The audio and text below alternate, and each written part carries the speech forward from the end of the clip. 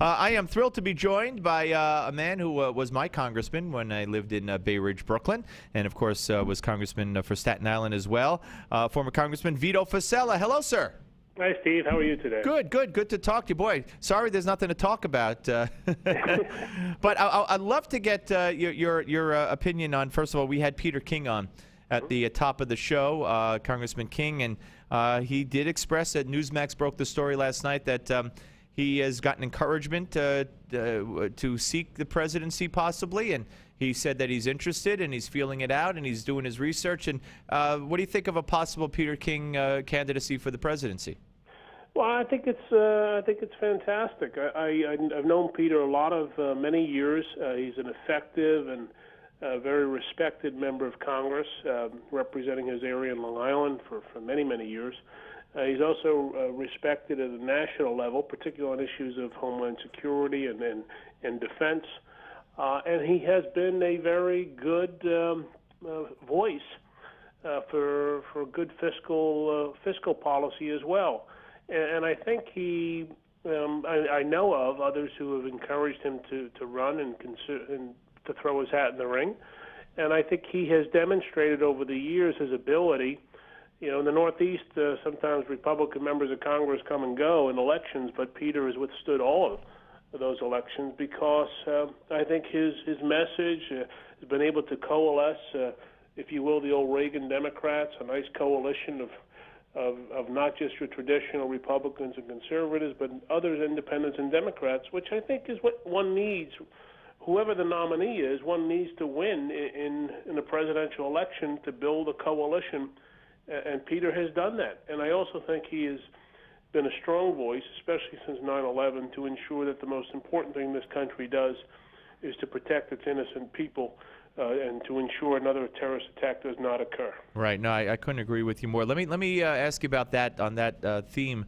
A lot of talk about Ray Kelly, police commissioner here in New York City. Barack Obama mentioned him as a fine candidate to replace Janet Napolitano. But as I broached with Congressman King, I mean, Ray Kelly, set up programs here that the Justice Department has no use for, and that President Obama probably has no use for when it comes to Muslim citizens and others. Do you think that there's a legitimate shot that he would be offered that position? And if he was, would he take that position and be able to still implement the kind of programs he sees fit? Well, I hope so. Ray Kelly, I don't think there's a more effective police commissioner in the country than Ray Kelly. New York City is the safest big city in the country. We've seen crime drop dramatically, which means that our streets and communities are safer and people could be more free.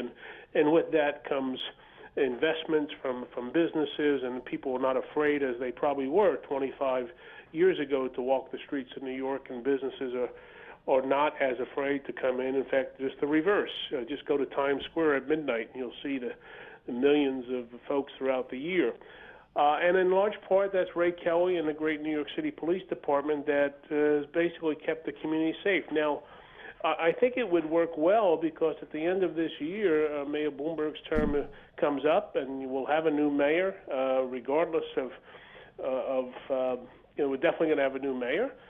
So it would be a great stepping stone. All indications are that because he is so well respected, that he has some good people pushing for him. And I think perhaps maybe at the federal level, there's a lot to learn from Ray Kelly and what he's been able to do in New York City. I certainly hope you're right. We're talking to former Congressman Vito Fossella here on the Steve Malzberg Show. Let's take it a little local to New York City and Eliot Spitzer and of course, Anthony Weiner. Why don't you weigh in on? We got about 2.5 minutes left. Start with Spitzer. Well, listen, I think what I've maintained all along with these candidacies is let the voters decide. Everybody is entitled to a second chance, so they can throw their hat in the ring. Let the voters decide. It's the other candidates in the field who have to demonstrate to the voters that they're the best person for the job.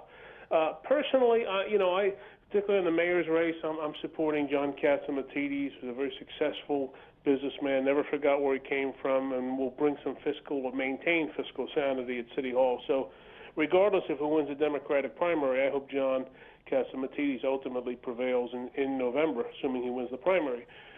It's just the state of things. People in New York tend to be much more forgiving and understanding, and personally, I believe in the notion of redemption.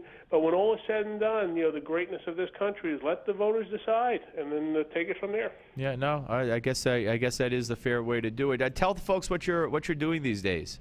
Well, I'm work-wise. I work with former Senator Al D'Amato and his great team at Park Strategies. We do some nice consulting and other types of work based in Midtown Manhattan, but we have offices in Washington, throughout New York, and Taiwan. So things are very, very well. Very blessed in my life right now. So things are going very well. Thank you. All right. Well, it was good to see you a few weeks ago, and I look forward to you stopping up here in the near future, and we'll talk some more, and I appreciate your time, sir. Thanks so much, Steve. Look forward to seeing you in person in the studio soon. All right. Will do. Take care. Vito Fossella, ladies and gentlemen, former congressman from New York, former Republican. He was